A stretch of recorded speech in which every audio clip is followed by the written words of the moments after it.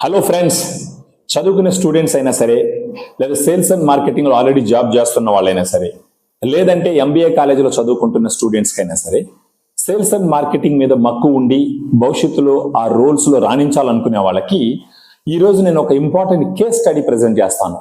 ఇది విన్నారంటే మీకు చాలా ఇన్సైట్స్ వస్తాయి. మార్కెటింగ్ అనేది ఎలా ఉంటుందంటే, ఈ కాన్సెప్ట్స్ అండర్స్టాండింగ్ చాలా చాలా క్లియర్గా ఉండాలి. లేకపోతే you cannot become a very good marketer. ఒక చీవింగం ఇండియాలో ఆల్మోస్ట్ 31% మార్కెట్ షేర్ని హోల్డ్ చేస్తుంది అనమాట చీవింగం మార్కెట్లో. ఇంకొకటి వచ్చేసి ఈ చీవింగం అక్రాస్ ద గ్లోబ్ వచ్చి లీడింగ్ బ్రాండ్. ఆ బ్రాండ్ ఏంటి అంటే సెంటర్ ఫ్రెష్ చీవింగం. సెంటర్ ఫ్రెష్ చీవింగం అనగానే మీకు గుర్తొచ్చేది ఏంటి అంటే ఇట్ ఈస్ లిక్విడ్ ఫీల్డ్ చీవింగం అన్న విషయం మీకు అర్థమవుతుంది. ఇప్పుడు ఈ సెంటర్ ఫ్రెష్ అనేసి ఆలోచించినప్పుడు మీలో చాలా మంది ఇది ఇండియన్ బ్రాండ్ అనుకుంటారు. కానీ మీకు తెలియని విషయం ఏంటి అంటే ఈ సెంటర్ ఫ్రెష్ అనే బ్రాండ్ ఒక ఇటాలియన్ బ్రాండ్. అది కంపెనీ వచ్చి పర్ఫెక్టి వ్యాన్ మిల్లే అనే కంపెనీ నుంచి ఈ సెంటర్ ఫ్రెష్ బ్రాండ్ వచ్చి ఇండియాలో లాంచ్ చేయడం జరిగింది. ఇంపార్టెంట్ పాయింట్ ఏంటంటే ఈ సెంటర్ ఫ్రెష్ చీవింగ్ గమ్కి వచ్చి ఇండియన్ చీవింగ్ గమ్ మార్కెట్లో 31% మార్కెట్ షేర్ ఉంది. ఎలా వాళ్ళు 31% మార్కెట్ షేర్ని క్యాప్చర్ చేయగలిగినారు అన్న డీటెయిల్స్ గురించి మనం ఇప్పుడు మాట్లాడబోతాం. ఫస్ట్ మీరు చూసినారు అని అంటే ఈ సెంటర్ ఫ్రెష్ చీవింగ్ గమ్ అని అనగానే మనకు గుర్తొచ్చేది ఏంటంటే ఫ్రెష్ బ్రీత్. ఫస్ట్ ఇండియాలో ఎప్పుడు ఇది ఎంటర్ అయింది? 1994లో ఇండియాలో సెంటర్ ఫ్రెష్ బ్రాండ్ లాంచ్ చేయడం జరిగింది. 1996 వరల్డ్ కప్లో ఈ సెంటర్ ఫ్రెష్ చీవింగ్ గమ్ వచ్చి మన ఇండియన్ క్రికెటర్స్కి అఫీషియల్ చీవింగ్ గమ్ గా దాన్ని ప్రమోట్ చేయడం జరిగింది అనమాట. అప్పుడున్న ఈ క్రికెట్ క్రేజ్ని ఈ సెంటర్ ఫ్రెష్ చీవింగ్ గమ్ వచ్చేసి ఎక్సలెంట్గా వాడుకునింది. ఈ రోజుకి కూడా 31% మార్కెట్ షేర్ ఈ సెంటర్ ఫ్రెష్ చీవింగ్ గమ్ ఎందుకు హోల్డ్ చేయగలుగుతుంది అని అంటే వాళ్ళు కంటిన్యూస్ గా ఇన్నోవేటివ్ గా కస్టమర్స్ కి డిఫరెంట్ ఆఫర్స్ ఇస్తారనమాట. ఆఫర్ అంటే ఈ ఫ్రీ ఆఫర్స్ కాదండి, బెనిఫిట్స్. సెకండ్ థింగ్ వచ్చేసి డిఫరెంట్ ఇన్నోవేటివ్ మార్కెటింగ్ స్ట్రాటజీస్ తో వాళ్ళు టార్గెటెడ్ కస్టమర్స్ ని బాగా ఎంజాయ్ చేపిస్తూ ఉంటారు. ఆ విధంగా సెంటర్ ఫ్రెష్ వచ్చేసి టిల్ టుడే 31% మార్కెట్ షేర్ ని హోల్డ్ చేయగలిగింది. ఇప్పుడు ఏ బ్రాండ్కి అయినా సరే ఎస్టిపి అనాలిసిస్ అనేది చాలా చాలా చాలా ఇంపార్టెంట్. ఎస్టిపి అంటే yes stands for segmentation, P stands for targeting, P stands for positioning. So ఈ సెగ్మెంటేషన్ లో చూసినప్పుడు ఫస్ట్ గుర్తొచ్చేసేది డిమోగ్రాఫిక్ సెగ్మెంటేషన్, తర్వాత వచ్చేసి సైకోగ్రాఫిక్ సెగ్మెంటేషన్, తర్వాత వచ్చేసి బిహేవియరల్ సెగ్మెంటేషన్. ఈ డిమోగ్రాఫిక్ సెగ్మెంటేషన్ లో ఫర్దర్ గా మనం కొంచెం డీప్ డ్రిల్ చేస్తే రెండు విషయాలు అర్థం అవుతాయి. ఒకటి వచ్చి ఇన్కమ్ గ్రూప్ రిలేటెడ్ గా డిమోగ్రాఫిక్ సెగ్మెంటేషన్, తర్వాత వచ్చేసి మనకు ఈ ఇన్కమ్ తో పాటు తర్వాత గుర్తొచ్చేసి జియోగ్రాఫిక్ సెగ్మెంటేషన్. ఫస్ట్ ఈ డెమోగ్రాఫిక్ సెగ్మెంటేషన్ లో వాళ్ళు ఎవరిని టార్గెట్ చేసినారు? వాళ్ళు టార్గెట్ చేసింది వచ్చేసి college students, young working class professionals, వీళ్ళని టార్గెట్ చేసినారు. అందులో వాళ్ళలో ఎవరిని టార్గెట్ చేసినారంటే ఎవరైతే సోషల్ లైఫ్ ఉంటుందో, ఎవరైతే యాక్టివ్గా ఉంటారో, ఎవరైతే ఎప్పుడు ఏదో రకంగా ఆన్ ద గో ఉంటారో ఇలాంటి కస్టమర్స్ని టార్గెట్ చేసినారు. ఇలాంటి కస్టమర్స్కి ఈ బ్రాండ్ పొజిషన్ చేసినారు. ఇన్కమ్కి సంబంధించి మీరు చూసినప్పుడు ఈ సెంటర్ ఫ్రెష్ బ్రాండ్ ఎలా పొజిషన్ చేయబడింది అని అంటే ఇది చాలా ఎకానమికల్ ఆప్షన్ అనేసి కమ్యూనికేట్ చేయబడింది. దానివల్ల ఏం తెలిసిందంటే డిఫరెంట్ ఇన్కమ్ గ్రూప్ పీపుల్ అందరికీ ఈ సెంటర్ ఫ్రెష్ ను ఉపయోగించే అవకాశం దొరికింది. తర్వాత జియోగ్రాఫిక్ సెగ్మెంటేషన్ లో వచ్చి చూసేటట్టుకి వాళ్ళు టార్గెట్ చేసింది వచ్చి అర్బన్, సెమీ అర్బన్ అంటే ఫుల్ సిటీస్, ఆ తర్వాత టౌన్లు, అంతేగాని రూరల్ ఏరియా కస్టమర్స్ ని వాళ్ళు టార్గెట్ చేయనే లేదు. అర్థమవుతుందా? సో నెక్స్ట్ వచ్చేసి సైకోగ్రాఫిక్ సెగ్మెంటేషన్. సైకోగ్రాఫిక్ సెగ్మెంటేషన్స్ లో డ్రిల్ చేస్తే 2 పాయింట్స్. వన్ వచ్చేసి లైఫ్ స్టైల్ రిలేటెడ్ సెగ్మెంటేషన్, ఇంకోటి వచ్చి personality related segmentation. Life style related మీరు చూసినారంటే అగైన్ ఈ college students, working class people ఎప్పుడు చూసినా వాళ్ళు చాలా యాక్టివ్గా ఉంటారు, స్పోర్టీగా ఉంటారు, తర్వాత ఆన్ ద గోగా ఉంటారు, సోషల్ లైఫ్ ఎక్కువ ఉంటుంది.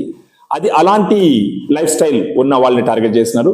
తర్వాత వచ్చేసి పర్సనాలిటీ ఏంటంటే who are very outspoken, who are very aggressive, who are very outgoing personalities. అంటే చాలా మ్యానియాక్ గా కొంచెం ఎలా అంటే యో సూపర్ డూపర్ అంటే ఈ విధంగా యాక్టివ్గా ఉండే కస్టమర్స్ ని టార్గెట్ చేయడం జరిగింది. తర్వాత నెక్స్ట్ మీరు మాట్లాడారంటే బిహేవియరల్ సెగ్మెంటేషన్ లో మనం చూసినప్పుడు ఫస్ట్ వచ్చి మనం డెమోగ్రాఫిక్ సెగ్మెంటేషన్ మాట్లాడుకున్నాము, సైకోగ్రాఫిక్ సెగ్మెంటేషన్ మాట్లాడుకున్నాము. బిహేవియరల్ సెగ్మెంటేషన్ మనం మాట్లాడినప్పుడు వచ్చేసి ఒకటి వచ్చేసి యూసేజ్ రేట్ ఉన్న వాళ్ళు, తర్వాత బెనిఫిట్ చూసేవాళ్ళు అనమాట. యూసేజ్ రేట్ ఉన్న వాళ్ళలో చూసినారంటే ఈ సెంటర్ ఫ్రెష్ ఎలాంటి కస్టమర్స్ టార్గెట్ చేసిందంటే చీవింగ్ గమ్ ఎవరైతే ఫ్రీక్వెంట్ గా వాడుతుంటారో అలాంటి కస్టమర్స్ టార్గెట్ చేయడం జరిగింది. తర్వాత వచ్చేసి customers before meals, after meals mouth freshness కోసం ఎవరైతే దీన్ని సెంటర్ ఫ్రెష్ ను వాడుతారో అలాంటి కస్టమర్స్ కూడా టార్గెట్ చేయడం జరిగింది ఈ యూసేజ్ సెగ్మెంటేషన్ లో. కమింగ్ టు ద బెనిఫిట్ సెగ్మెంటేషన్స్ లో దీంట్లో ఉన్న కస్టమర్స్ ఏంటంటే వాళ్ళు రెగ్యులర్ గా చీవింగ్ గమ్ వాడేటటువంటి గ్రూప్ కాదు, కానీ ఎప్పుడన్నా ఒకసారి అంటే ఏదైనా మీటింగ్లు జరుగుతున్నప్పుడు, లేదంటే ఎప్పుడన్నా ఒక క్విక్ ఫ్రెష్ బ్రీత్నెస్ కావాలనుకున్నప్పుడు, లేదంటే ఇంకొక పాయింట్ వచ్చేసి వీళ్ళు ఏంటంటే రెగ్యులర్ గా వాడరు, అప్పుడప్పుడు వాడతారు. ఆ వాడినప్పుడు కూడా ఏంటంటే లాంగ్ టర్మ్ గా ఫ్రెష్నెస్ ఉండేవాళ్ళు చూస్తారు. అంటే ఒకసారి నేను చీవింగ్ గమ్ తీసుకుంటే ఫుల్ డే నాకు ఆ ఫ్రెష్నెస్ ఉండాలి, బ్రీత్ ఫ్రెష్నెస్ ఉండాలి అనేసి చూసేటటువంటి వాళ్ళు. తర్వాత ఒక స్ట్రెస్ఫుల్ డే ఉంది, ఆ డేలో ఏదో ఒక రకంగా నేను ఒకసారి తీసుకొని చిల్ అవుతాను, ఇలాంటి గ్రూపులు చూసినారు. తర్వాత we need to talk about targeting గురించి మాట్లాడినప్పుడు primary target customers, secondary target customers అని రెండు రకాలుగా వాళ్ళు టార్గెట్ చేసినారు. ప్రైమరీ టార్గెట్ లో వాళ్ళు చేసింది ఎవరంటే urban youth, college students, working class professionals. వీళ్ళు ఎందుకంటే రోజు ఫ్రీక్వెంట్ గా వాడుతూ ఉంటారు అనమాట. ఇలాంటి టార్గెట్ కస్టమర్స్ ని ప్రైమరీగా వాళ్ళు టార్గెట్ చేయడం జరిగింది.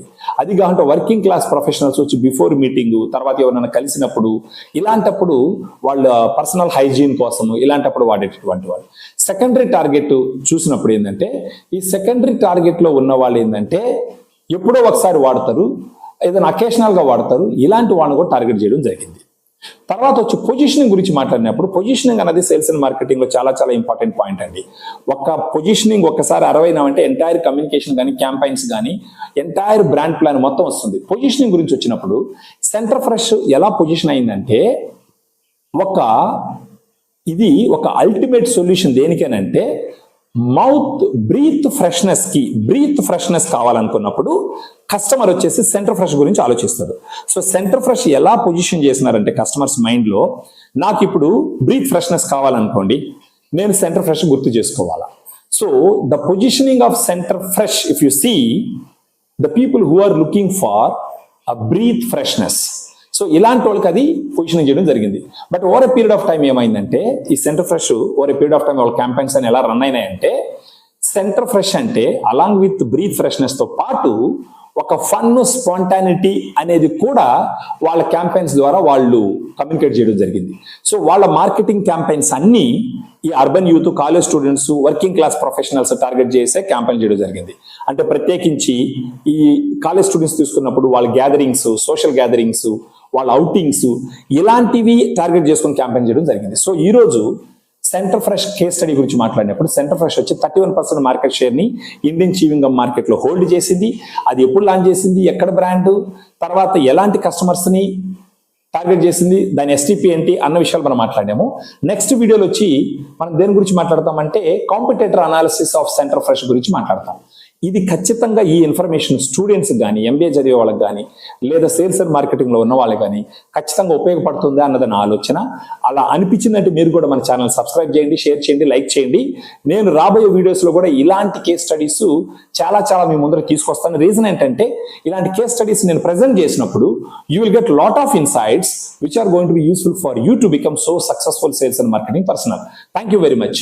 Have a great time ahead.